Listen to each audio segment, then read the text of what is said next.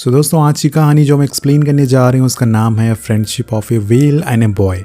आपने दोस्ती की काफ़ी कहानियाँ सुनी होगी, लेकिन क्या जो किसी इंसान को एक झटके में मार सकती है वो एक 14 साल के बच्चे को अपना दोस्त बना लेती है। अब कहानी शुरू होती है और हम वेल्स की फैमिली को देखते हैं जो कि समुंदर में काफ़ी अच्छे से एंजॉय कर रही थी, जिसमें उनका एक छोटा बच्चा भी होता है। अब सारी वेल्स एक दूसरे के साथ मस्ती कर रही होती है, पर तभी हम देखते हैं कि कुछ मछुआरे उन्हें देख रहे होते हैं, जिसके कुछ देर बाद वो सभी एक जाल बिछा देते हैं और अब इस जाल से बचकर सारी वेल्स तो भाग जाती हैं, लेकिन वहाँ उनका एक बच्चा उस जाल में फंस जाता है, जिसके बाद वो अपने पूरे परिवार से दूर हो जाता है। अब सीन शिफ्ट होता है और हम कहानी के प्रोटैगनिस्ट को देखते हैं जो असल में एक 14 साल का बच्चा है जिसका नाम है जेसी। जेसी एक अनाथ होता है और वो अपने 3 दोस्तों के साथ मिलकर लोगों से झूठ बोल के अब लोगों को उसे अनाथ समझकर उन्हें संपत्ति आ जाती है, जिसे वो उन्हें पैसे दे देते हैं, जिसके बाद वो उन सारे पैसों का खाना खा लेता है। रास्ते में आते हुए उसे एक वैन दिखती है जिसमें एक बड़ा सा केक उसे मिलता है और वो उससे भी चुरा लेते हैं और एक पुरानी सी जगह बैठकर खाने लगते हैं। लेकिन तभी वहाँ पर पुलिस आ जाती है जो उन्हें देख लेती है और उनका पीछा करने लगती है। जेसी अपने दोस्तों से बोलता है कि वो लोग अलग अलग डायरेक्शन में जाएंगे जिससे कि पुलिस उन्हें पकड़ ना पाए। अब वो और उसका एक दोस्त एक एडवेंचर पार्क जैसी जगह पर जाके छुप जाते हैं, लेकिन उन्हें वो जगह काफ़ी अजीब लगती है और तभी उसे एक स्प्रे मिलता है जिसे वो लोग उस दीवारों पर लिखना शुरू कर देते हैं। और इसी बीच जेसी को एक ग्लास दिखता है, उस पर वो लिख रहा होता है, लेकिन तभी उस ग्लास के अंदर से एक वेल दिखती है जिसे देखकर वो काफ़ी डर जाता है और पीछे हट जाता है। लेकिन जाते जाते वो एक बार उसे मुड़कर दोबारा देखता है। अब वो वेल दिखने में काफ़ी खूबसूरत और विशाल लग रही थी। अब वो कुछ और जान सकता कि तभी वहाँ पर पुलिस आ जाती है जो उन लोगों को पकड़ लेती है। और अगले दिन आके अनाथ आश्रम के मालिक उसकी बेल करवाते हैं और उससे और भी बच्चों के बारे में पूछते हैं, पर वो उनके बारे में उन्हें कुछ भी नहीं बताता। तभी आश्रम के मालिक उसे बताते हैं कि तुम अब मेरे साथ नहीं बल्कि अपने नए पेरेंट्स के साथ रहोगे। एक फैमिली तुम्हें अडॉप्ट करने वाली है और आज थोड़ी देर में रेडी हो जाना। अब सीन कट होता है और हम एनी और ग्लेन नाम के एक कपल को देखते हैं जिन्होंने जेसी को अडॉप्ट किया है। वो लोग उसे अपने घर ले जाते हैं और खूब खाना खिलाते हैं और साथ में उसके लिए नए कपड़े भी देते हैं। लेकिन जेसी को वहाँ कुछ खास अच्छा नहीं लग रहा था। उसके दिमाग में अभी भी वही वेल का ख्याल आ रहे होते हैं, वो उसी के बारे में सोच रहा था। अब अगले दिन ग्लेन अपने काम के लिए निकल जाता है और उसके साथ जेसी भी होती है और वो दोनों जेसी को रैंडल के घर जाने को कहते हैं। और रैंडल दरअसल उसी एडवेंचर पार्क में काम करता है जहाँ वेल को कैद किया गया था और यहाँ पर ग्लेन चाहता है कि वो जाके उससे माफ़ी मांगे। अब जेसी उसके घर जाता है पर उसका गेट खुला मिलता है, इस वजह से वो अंदर चला जाता है और उसे वहाँ पर एक वेल टॉय मिलता है जो उसे काफ़ी पसंद आ जाता है। इसी बीच हम वहाँ रैंडल को देखते हैं जो जेसी को उसी जगह ले जाता है जहाँ पर उसने दीवार गंदी किया था और वो उसे उन दीवारों को साफ़ करने की पनिशमेंट देता है, जो जेसी मान भी लेता है। जिसके बाद वो अपने काम में लग जाता है। लेकिन जब बारी आती है ग्लास को साफ़ करने की तो उसे फिर से वही वो वेल दिखती है जिसे वो अब काफ़ी ध्यान से देख रहा होता है। लेकिन यहाँ पर उसका मन अभी भी नहीं भरता। वो उसे और करीब से देखने के लिए ऊपर टैंक के पास जाता है जहाँ पे वो वेल जंप करती है और उसे देखकर वो बिल्कुल हैरान हो जाता है। तभी वहाँ रैंडल भी आ जाता है और कहता है कि तुम ऊपर क्या कर रहे हो, और उसे बताता है कि ये वेल 700 पाउंड की है और अगर इसके मुँह में तुम्हारी हड्डियाँ चली गई तो उसका भुजिया बन जाएगा, तुम्हें इससे दूर रहना चाहिए। और जाते जाते वो उसे बताता है कि इस वेल का नाम विली है। और इसके बाद जेसी अपने काम में लग जाता है, लेकिन थोड़ी देर बाद उसे कुछ लोगों की शोर की आवाज़ें आती है। जब वो ऊपर जाता है तो उसे वहाँ काफ़ी लोग दिखते हैं, साथ में वहाँ एक ट्रेनर भी होती है जो फिशेस से करतब करवा रही थी। उसे ये सब देख के बहुत अच्छा लगता है। इसी बीच एक बार फिर से विली पानी में छलांग मारती है जिसे देख के वो दोबारा डर जाता है। अब सीन शिफ्ट होता है और हम उसे उसके घर के बाहर देखते हैं जहाँ पर वो फ्लूट बजा रहा होता है और तभी वहाँ ग्लेन आता है जिसकी जेसी से कुछ खास बनती नहीं थी क्योंकि वो चाहता है कि वो उसके रूल्स फॉलो करे, लेकिन जेसी अपनी शर्तों पे जीना चाहता है। वह ऐसा करने से मना कर देता है और साथ में उसके साथ खेलने से भी मना कर देता है। अब इसके बाद जेसी फिर से वही सफाई वाले काम में लग जाता है, पर आज ये काम फाइनली ख़त्म होने वाला है, जिसके बाद वो रिलैक्स होकर फ्लूट बजाने लग जाता है। और तभी उसकी आवाज़ सुन के विली उसकी तरफ आने लगती है और उसे देख के ऐसा लग रहा था कि विली अब जेसी को पसंद करने लगी है। उसकी फ्लूट की आवाज़ उसे पसंद आ रही थी। अब वो दोनों वहाँ पर खूब एंजॉय करते हैं और तभी वहाँ ट्रेनर आ जाती है जो कहती है कि मुझे लगता है कि ये वेल तुम्हें पसंद करने लग गई है। अब दोस्तों रात हो जाती है और जेसी अपने घर से चुपके से भागकर एडवेंचर पार्क आ जाता है और टैंक के पास बैठकर फ्लूट बजाना शुरू कर देता है। अब विली के साथ टाइम स्पेंड करना उसे अच्छा लगने लग गया था, लेकिन इसी बीच वहाँ रैंडल आ जाता है और उसे छुपने के लिए जेसी भागने लगता है, लेकिन तभी उसका पैर फिसल जाता है और वो उसी टैंक में गिर जाता है जहाँ पर विली मौजूद था। अब आप लोगों को लग रहा होगा कि विली उसे मार डालेगी, लेकिन यहाँ एक बहुत ही अमेजिंग सीन आता है। विली उसकी जान बचाकर उसे पानी से बाहर लाती है बहुत ही प्यार से, और जब उसे होश आता है तो ये देखकर जेसी कहता है कि thank you, you save my life. अब ये सुन के विली हंसते हुए पानी के अंदर चली जाती है और यहाँ से उनकी दोस्ती की शुरुआत हो जाती है। अब इसके बाद वहाँ रैंडल आता है जो जेसी को अपने साथ ले जाता है और वेल्स के बारे में काफ़ी चीज़ें बताता है, जिसमें वो कहता है कि अगर तुम्हें वेल्स पसंद करती हैं तो वो तुम्हारे दिल के अंदर तक झांक कर देख सकती हैं, और विली ने तुम्हें कोई नुकसान नहीं पहुँचाया, इसका मतलब वो तुम्हें पसंद करती है। अब इसके बाद वो जेसी को उसके घर छोड़ने जाता है और वहाँ उसके मॉम डैड काफ़ी परेशान हो रहे थे कि आखिर जेसी कहाँ चला गया, लेकिन उसे सही सलामत देखकर वो चैन की सांस लेते हैं। आगे रैंडल बोलता है कि मैं जेसी को अपने एडवेंचर पार्क में समर वेकेशन तक काम करने के लिए रखना चाहता हूँ, और ये सुनकर उसके मॉम डैड मान जाते हैं।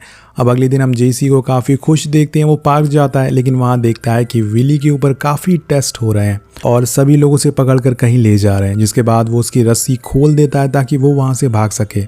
अब इस बात से दो लोग काफ़ी नाराज़ हो जाते हैं जो विली को एक बिजनेस की तरह यूज़ करना चाहते थे। वो चाहते थे कि विली एक सर्कस की तरह काम करे, फिर वो उससे पैसे बना सके। अब इसके बाद जेसी विली के लिए मछलियाँ लेने जाता है, लेकिन वो उसे खाने से मना कर देती है। विली कहती है कि वो उसके हाथों से खाएगी, लेकिन यहाँ पर जेसी ऐसा करने से डर रहा था और कहता है कि तुम प्रॉमिस करो कि तुम मुझे काटोगी नहीं।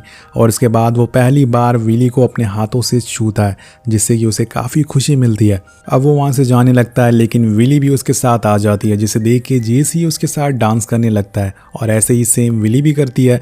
वो अपने विंग्स को लहराते हुए डांस करती है और ये सब रैंडल देख लेता है। वो फ़ौरन ट्रेनर को बुलाता है और सारी चीज़ें दिखाता है, और ट्रेनर ये सब देखकर जेसी के पास जाती है और कहती है कि क्या तुम मेरी मदद करोगे विली को ट्रेन करने में।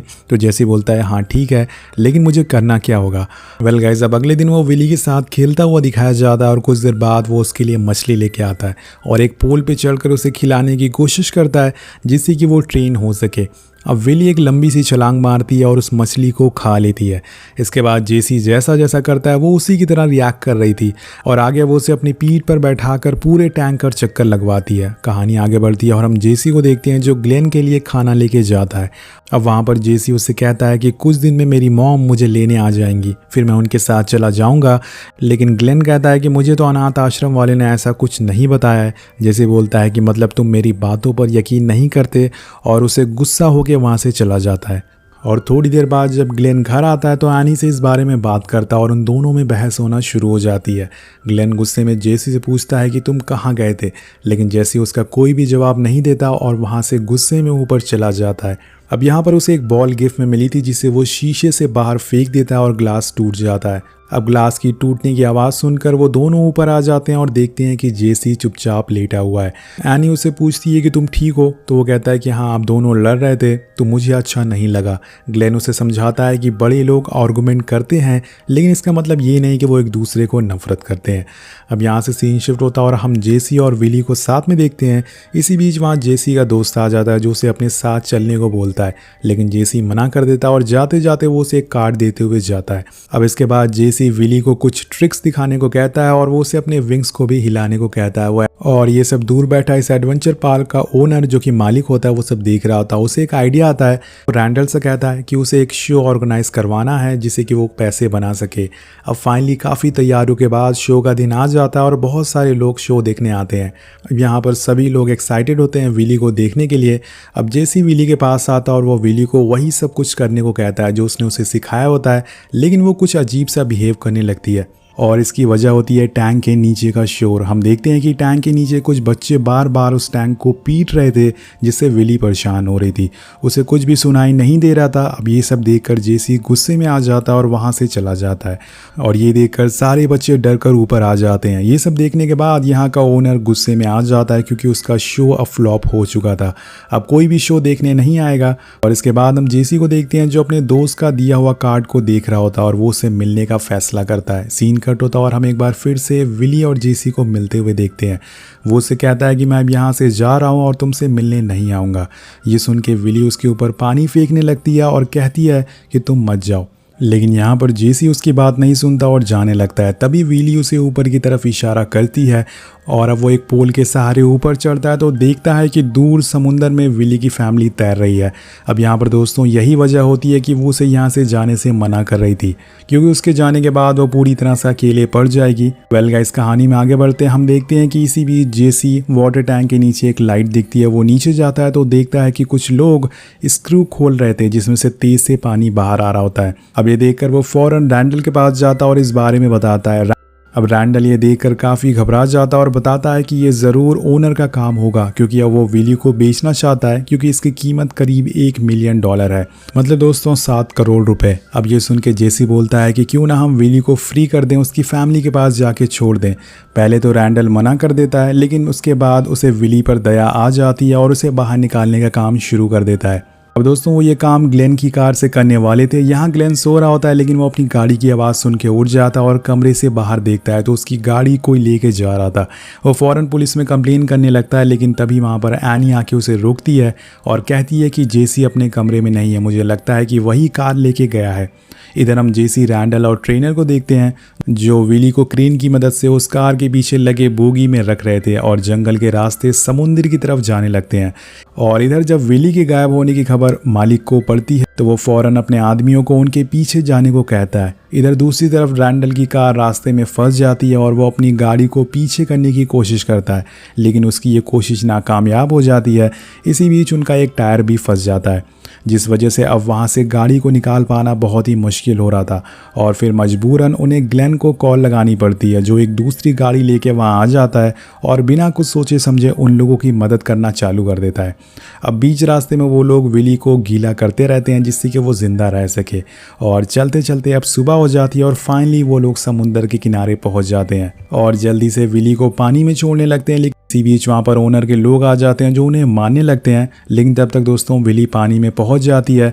पर तभी हम देखते हैं कि 2 बोट उसके सामने आ जाती हैं और विली को पकड़ने के लिए एक जाल बिछा देती हैं जिसमें कि वो फंस जाए। लेकिन जेसी इतनी आसानी से विली को फंसने नहीं देता, वो उसे अपने साथ भागने को कहता है और एक जगह जाके रुक जाता है और जिसके दूसरी साइड समुंदर का रास्ता होता है, लेकिन बीच में एक रास्ता उसे ब्लॉक कर रहा था।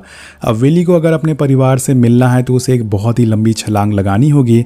अब जेसी उसे मोटिवेट करता है, उसे इनकरेज करता है कि तुम्हें ये जंप लगाना होगा और फाइनली विली एक बहुत ही बड़ी जंप लगाती है जिसे देखकर सभी लोग हैरान हो जाते हैं और वो सीधा समुंदर में जाकर कूदती है जिससे कि वो अपने परिवार से मिल सके। आखिर में जेसी उसे बोलता है कि तुम मुझे भूलना मत, मैं भी तुम्हें नहीं भूलूंगा, और हाँ अपनी मॉम को जाके मेरे लिए हाय बोलना। अब दोस्तों जेसी यहाँ पर रोने लगता है क्योंकि उससे विली के साथ आखिरी मुलाकात होती है और वो काफ़ी उसे मिस करने वाला है। अब कहानी के आखिर में जेसी के पास ग्लेन और एनी आते हैं जो उसे कहते हैं कि अब घर जाने का समय आ चुका है और यहाँ पर हम देखते हैं कि ग्लेन और जेसी के बीच में जो दूरियाँ थी वो भी ख़त्म हो जाती है और इसी के साथ ये कहानी यहीं पर ख़त्म हो जाती है। तो आपको ये फ्रेंडशिप की कहानी कैसी लगी नीचे कमेंट करके ज़रूर बताएगा। मिलते हैं आपसे अगली वीडियो में। Thank you so much watching. Peace out.